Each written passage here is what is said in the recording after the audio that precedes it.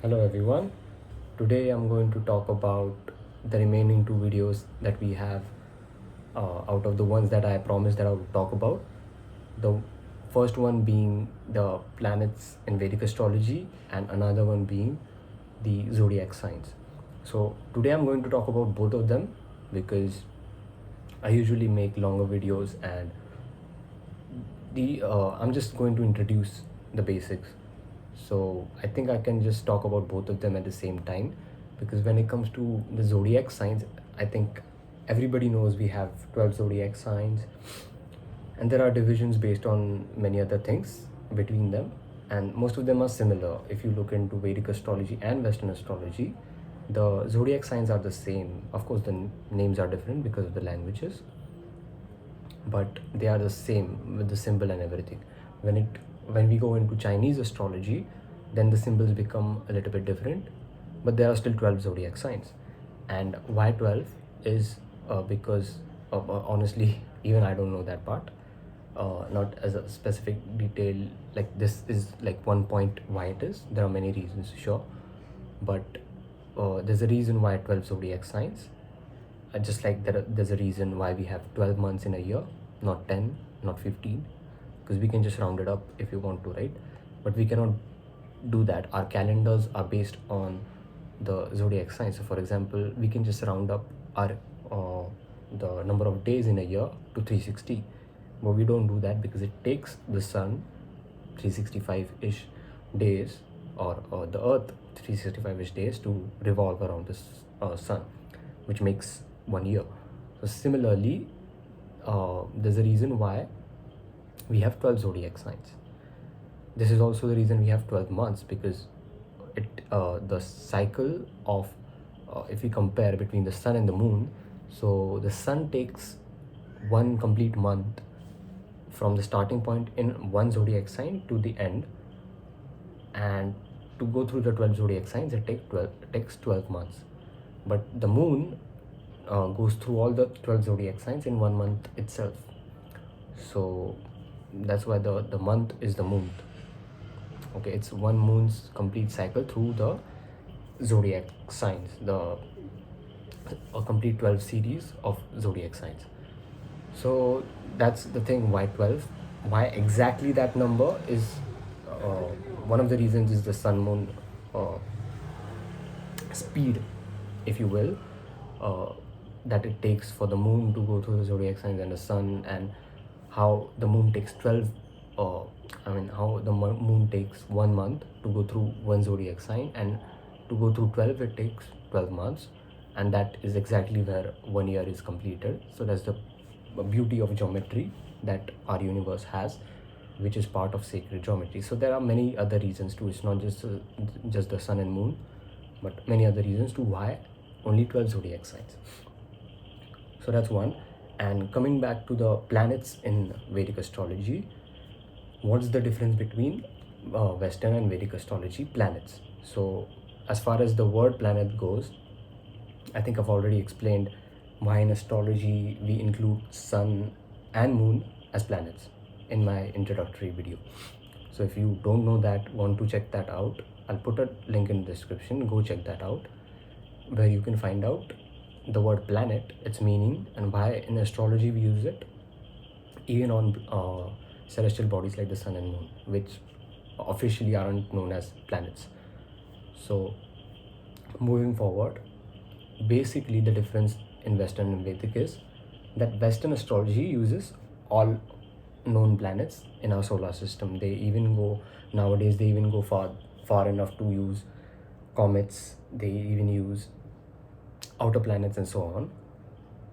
But in Vedic astrology we have a fixed system. Okay, so the more traditional side of the Vedic astrology that you get into, you will see more traditional practices. So for example, the basic difference, which is that we do not include the outer planets, which are Pluto, Uranus and Neptune. We do not use them in Vedic astrology. Some modern Vedic astrologers use it, but traditionally we don't.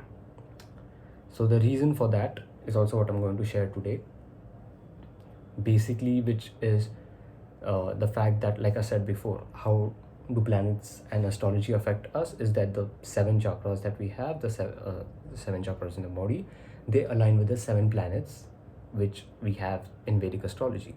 Because in Vedic astrology, we have seven planets, which is, there's divisions in types which I'll get into in this video itself. But basically, in Vedic astrology, we actually have 9 planets, which are known as the Navagrahas. The nine grahas, planets. So the 9 planets are 7 plus 2. So the 7 planets from Moon to Saturn, they're the 7 planets, and the plus 2 are what in Western astrology is known as North Node and South Node. In Vedic astrology, they are called Rahu and Ketu. They are shadow planets, meaning they are not physical celestial bodies that you can see, but they are points in the sky based on other planets and their movements. Mostly Sun and Moon are what help us find out where the 2 planets, North Node and South Node, or Rahu and Ketu, are. Okay, so I'll get more into this in like maybe a smaller video regarding Rahu, Ketu, and Sun and Moon. But for now, that's all I can share. So the 9 planets, 7 plus 2, are used in Vedic astrology, which is Moon to Saturn, meaning Moon, Mercury, Venus, Sun, Mars, Jupiter, and Saturn. So these 7 planets plus Rahu and Ketu make the 9 planets, the Navagrahas, in Vedic astrology. In Western astrology, the use of North Node and South Node, Rahu and Ketu, is not that much, but they still use it, but not as planets as such. And especially the emphasis given on Rahu and Ketu is much higher in Vedic astrology. And also they use the outer planets, Pluto, Uranus, and Neptune. So that's the difference. And coming back to the reason now, why do we do that, is that in Vedic astrology, which is very traditional, very practical, if you this is part of the reason why many people who are into astrology, like most people who are into astrology are women, because astrology is like it's a feminine thing mostly, as much as as far as you get into Western astrology. In Vedic astrology, most astrologers are actually men, because it's the traditional spiritual or even religious practice that we do. So in Vedic or Indian astrology, it is very traditional and practical. So what we do is we only focus on our materialistic life, because that's what we want to improve. So, and this is part of the reason why Indian youth, people like me, younger than me, or even a bit elder than me, my parents even, or basically people who grew up developing a certain type of a perspective regarding our own traditional astrology, and why they look up to Western astrology more. The reason for that is Vedic astrology is very traditional. It is just what it is. You just use it for what we already know what it's used for, because it's in our culture, it's in our tradition. We use it when a kid is born. We have his birth chart or kundli or patrika. In Western astrology, you have to be into astrology or to be born into that kind of a family, or to be this kind of a psychic or whatever. If you're too religious, probably like Christian, or you won't or might not be into or exposed to astrology very earlier. But in our Indian culture, we have astrology as part of our tradition itself, in our religion and even in other religions in India.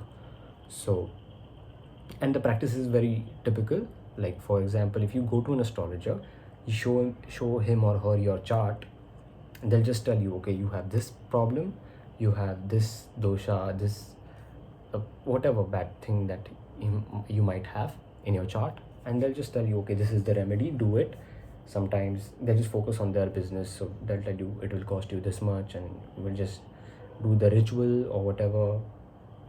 or you be present, you bring some things and you do some things, and the ritual is taken care of and the planets are calmed down in a way. So that it's a very typical thing, not much to know, not much to learn, not, you cannot question these things, so you don't get any answers anyways. So that's why people don't get into Vedic astrology much overall, just the way it's practiced. But you get into Western astrology, you get to learn about yourself, you get to learn about compatibility and relationships and the interesting stuff, mostly for girls. But even overall, you get to learn more about yourself, and which is, everybody wants to talk about themselves, right? Who doesn't want that? So for sure, Western astrology is much more in those type of things, where self discovery and all those things you can do, because personality types and learning about yourself is part of astrology itself, because astrology teaches you about anything. There are no boundaries or limits. The limits are with you. If you want to learn about you, then that's what it will show you or teach you. You want to learn more, you want to learn about the world, you want to learn astrology and astronomy and how they work together, you can learn that too. The limits all in you, and how you wish to go ahead with whatever it is that you are initially interested into. Initially interested in astrology for. So that's just the thing. That's why Western astrology, even for Indian people or the youth, is more. It sounds good. It's more. What's the word I'm looking for? It's like pleasing to the ears. Like you actually want to listen to a person who's talking about astrology or ready to tell you about stuff. Okay, you are born in this date, so you might be a Capricorn or Sagittarius, and you're like this, you're like that, and people love to hear things about themselves. Vedic astrology, especially traditional, you go to people, they'll just tell you, okay, this is this, that is that, you do this, you do that, and you're good to go. And you may have questions about yourself, your relationship, which you cannot do, because when you go traditionally to a Vedic astrologers, you go with parents, and Indian people a little bit shy and not really open with relationships or whatever. We don't like to discuss that with someone who's elder, and usually in Vedic astrology there's a elder person into it, and so there's a generational gap and all these communicative gaps, and there's no reason that you cannot even question the method or even try to learn. It's harder to do that in the traditional way of this our Vedic astrology basically. So there are all those reasons. So coming back to our planets and zodiac signs, the reason we have 7 planets in Vedic astrology is because we focus on our materialistic life mostly. The reason I'm saying this is because from Moon to Saturn, these planets are, like I said, these are the 7 chakras. So these chakras are like energy centers, and they are inside our body. So just like we have an aura, there are also energy centers a little bit outside our body. So if you look at the Kal Purusha, or the concept is basically the celestial being, then the outer planets for the celestial being become Pluto, Uranus and Neptune, because they are outside the Saturn Moon matrix. What is, by the way, even this thing about Saturn Moon matrix is a Western astrology concept, but basically what it means is the materialistic life, because that ends with Saturn and Moon.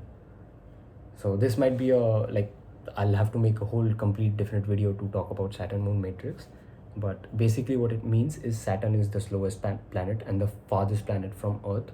Moon is the closest and the fastest, and also the shortest, and even in size. Of course, Jupiter is bigger than Saturn, but mostly it's about size and distance.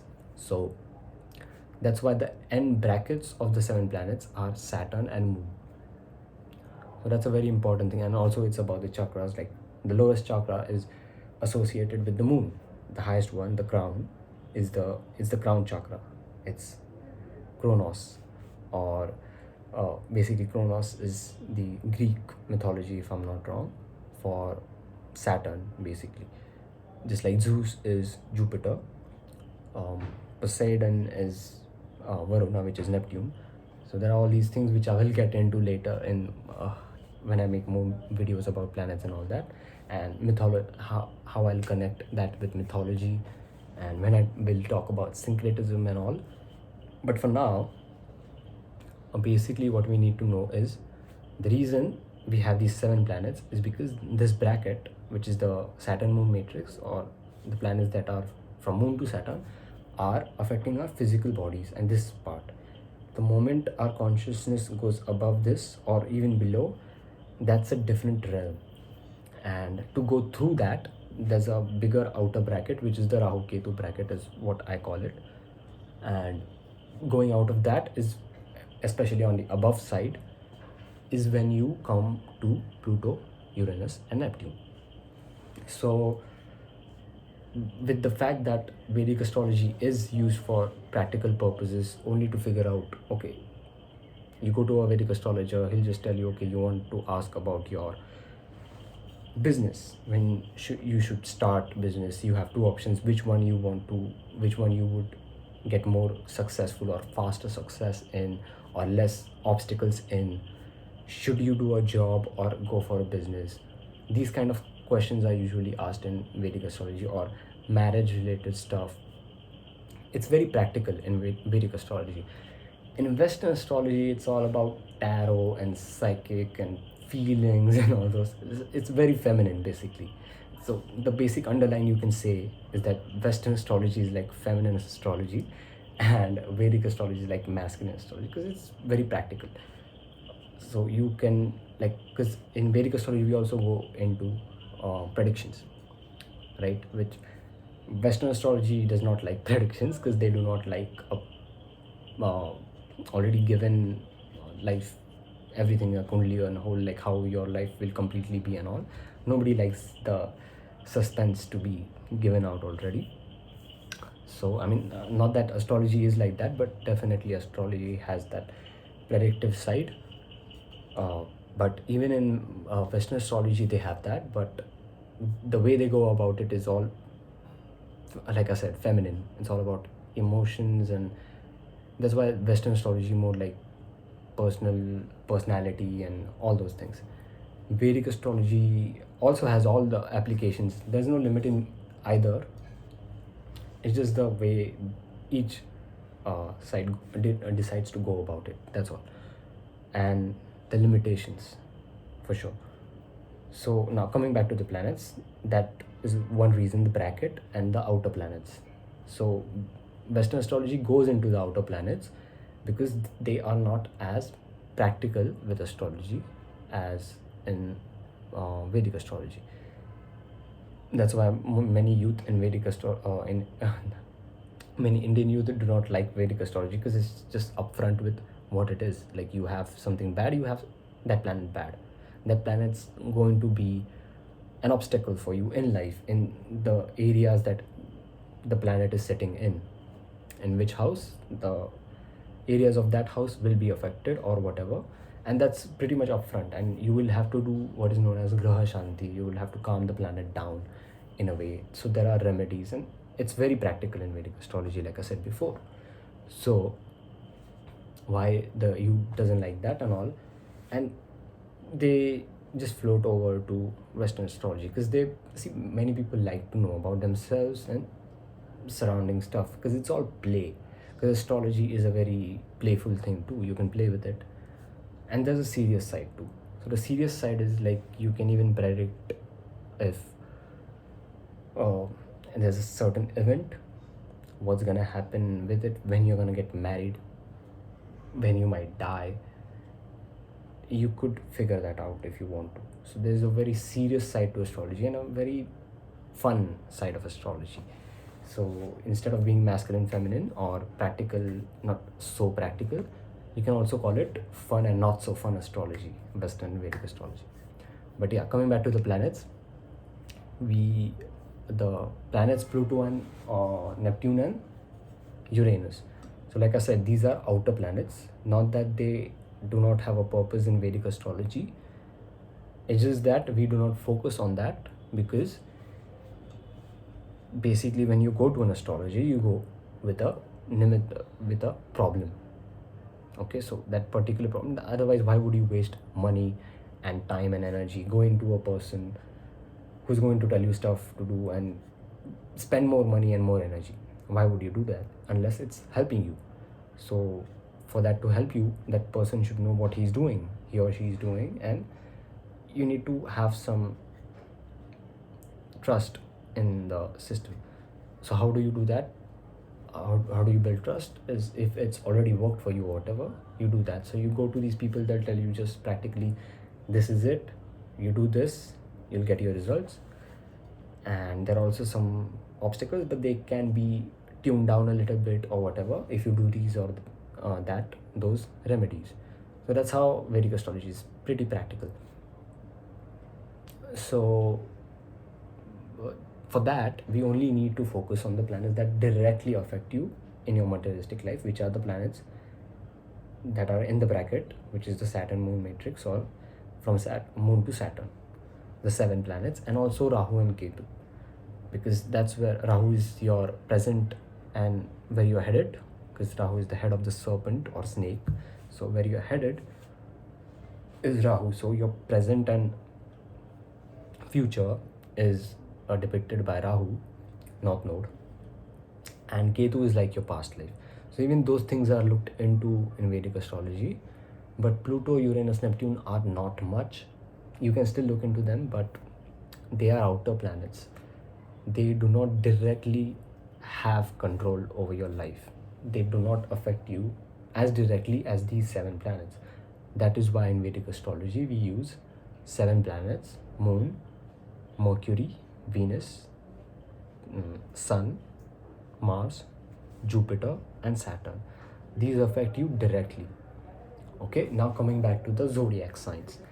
Obviously, in both we have 12 zodiac signs, but now coming to the differences and getting into a little bit complex thing, which is called rulership. So basically, every planet rules a zodiac sign, 1 or 2. So what happens is there are different hierarchies in the planets itself.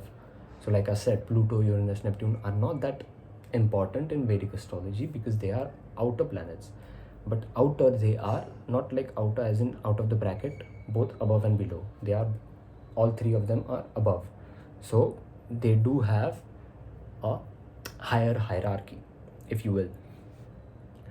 But affecting you directly in your life are these planets. So the priority for these planets comes first. And even these 7 planets, there are 2 planets which have a higher priority that affect you very much more directly compared to the other 5. So these 2 are Sun and Moon. Okay, and so you should think about it like this. There are overall, you can say 9 plus 3, so there are like 12 planets. Okay, so the Navagrahas plus the outer 3 planets, Pluto, Uranus, and Neptune. So there are 12 planets and there are 12 zodiac signs. Keep that in your head. Then understand that the 3 Pluto, Uranus, Neptune are outer planets. Then we have the Navagrahas, the 9 planets, Rahu, Ketu, and Moon to Saturn. Now Rahu and Ketu will also exclude because they are shadow planets. Then we'll focus on the 7 planets, Moon to Saturn. Now this also you have to further divide into 5 plus 2. Okay, so now this is your practical physical body and your practical life, the 7 chakras and everything. So these 7 planets will affect that part of your life, and these are still all ruling over the 12 zodiac signs that you have. So how it works is you do not have 7 planets, you have 5 plus 2 planets. Okay, and you do not have 12 zodiac signs, you have 10 plus 2 zodiac signs. So why am I saying that is because 2 of these 7 planets, like I said, are on a higher priority list when it comes to them affecting you. Just like out of these 12 zodiac signs, there are two which are ruled by these two planets, which are on higher level of priority and energy to that affect you. So the two planets are Sun and Moon. Okay, so what happens is that these two planets and these 5 planets make up the 7 planets, which is the Saturn Moon matrix planets. And the 12 zodiac signs are divided into 10 plus 2. So it's 5 plus 2 and 10 plus 2. Okay, now what happens with these and the rulerships is that these two extra planets, or the more affecting planets, Sun and Moon, they rule each zodiac sign, and one each zodiac sign for themselves. So Sun rules Leo, and Moon rules the Cancer zodiac sign. That's done, locked in, and saved. Now the remaining 5 planets and the remaining 10 planets, how they work is that one of each of these planets rules 2 of each of these 10 zodiac signs. So Moon and Sun rule Leo and Cancer, so these 2 signs and planets are out. Now we have Mercury. Mercury rules Virgo and Gemini. Then we have Venus. Venus rules over Libra and Taurus. Then we have Mars. Mars rules Aries and Scorpio. Then we have Jupiter. Jupiter rules Sagittarius and Pisces. And the last one being Saturn, which rules Aquarius and Capricorn. So these 10 zodiac signs and 5 planets, they are each divided into 2 zodiac signs for one planet as the ruler, and the plus 2 planets, which are Sun and Moon, which rule the zodiac signs of Cancer and Leo. That's how the whole system is. So I think this is enough for today. As of now, I think I've covered the planets and all the planets. Just to let you know more, even the outer planets, out of the 7 planets, are also having rulerships over the 12 zodiac signs. So the zodiac signs are always 12. They will never be more or less, unlike the planets. But since the planets are the rulers can change, just like one planet can rule over 2 zodiac signs. So what are zodiac signs? They are types of energies. So let's say Saturn is ruling Aquarius and Capricorn. So basically it's ruling everything that is Aquarius type of personality or energy or things in life that are Aquarian in nature, and also Capricornian. Both are ruled by Saturn. So sometimes what happens is that even outer planets or the other planets, they also end up not exactly ruling, but they also have control over things that is still part of the same energy spectrum, which is the 12 zodiac signs. But some things about those particular zodiac signs are not ruled by the 7 planets, the Saturn Moon matrix planets, because those energies are outside the body, which is outside our materialistic life basically. So these also I will talk about, and then we'll end the video. So basically I've already told you which planets rules which zodiac signs. So the 7 planets, remember that these only rule your materialistic life and a little bit beyond, with life and death and things like that, past lives and future lives and so on, the journey of the soul. Now beyond that is the Pluto, Neptune and Uranus. These are the 12 planets, 12 zodiac sign.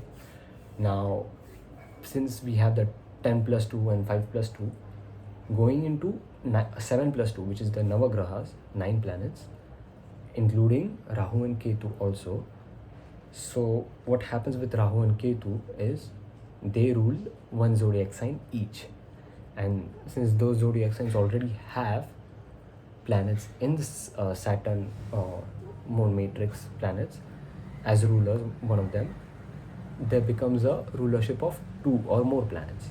So for example, the planet of Rahu, it rules over the zodiac sign of Aquarius. So now Aquarius has 2 rulers, which is Rahu and Saturn.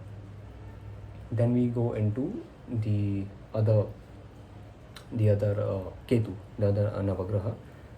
Uh, so Ketu rules Scorpio. The word rules is not the exact word you can say, but the energy about Ketu and Rahu are still part of the same spectrum of energy that comes under the 12 zodiac signs. It's just that particular energy is not related to materialistic materialistic life. Hence, they are out of the the Saturn Moon Matrix planets, 7 planets that are in Vedic astrology. So, Ketu rules Scorpio. So that makes Scorpio ruled by 2 planets, Mars and Ketu. Just like Aquarius, which is ruled by Rahu and Saturn. Now, if we also add, let's say, the Pluto, Uranus, and Neptune, the outer planets, they also have rulings. If you go into Western astrology, you'll know that Pluto also rules Scorpio. So Scorpio literally has like 3 planets as rulership. So and that is because the energy of Scorpio is a very complicated energy, and I'm sure if you already know about zodiac signs, definitely Scorpio zodiac sign is a special type of energy, and of course each zodiac sign is special in its own. Do not, once again I'm telling you, do not associate yourself to a zodiac sign.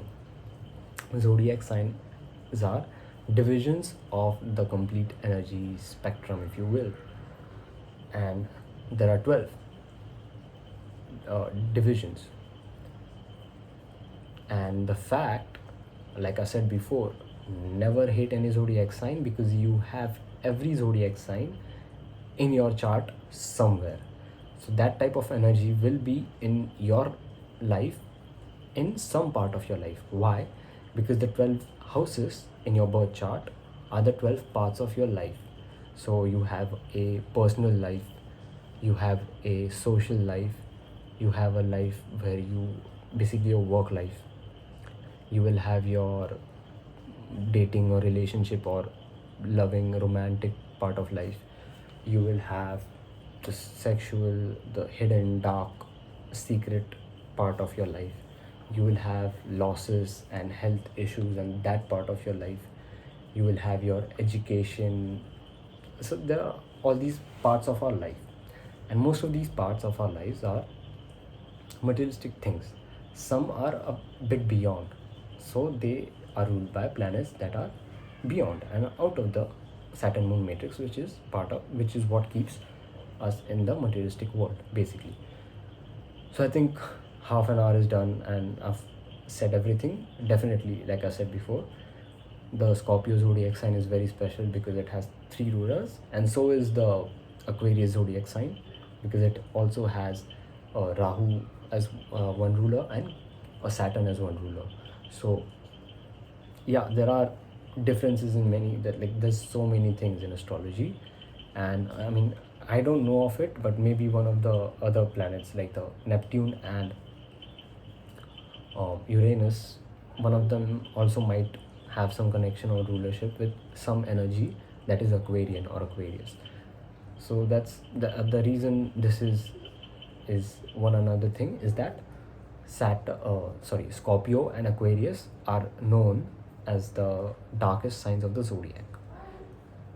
Basically, the reason is Rahu Ketu thing, which Western astrology does not use much. Hence, they come up with a new concept, just calling them dark energies or whatever.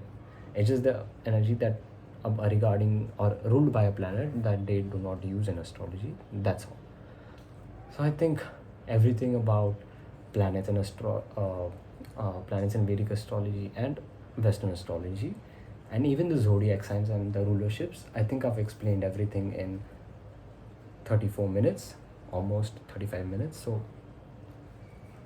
yeah, I hope that my pace was good enough for people to grasp everything. And if you have any questions, just DM me. I have my Instagram link connected to my YouTube account, or you can just drop a comment if you want to know about any of the things that I'm saying that I've mentioned before, ask me for the link, or you can just check my playlist. There are links there. If the video is not clear, let me know. I'll make another video or whatever. Or you want to know more, just connect and ask me whatever. Because the thing is, I know a lot of stuff about astrology, and also there's a lot of gray or area that I do not know about, only because I've kept that part uh, um, out of my scoping, my view basically. So yeah, I think I'm done here. I'll just say goodbye and see you next time.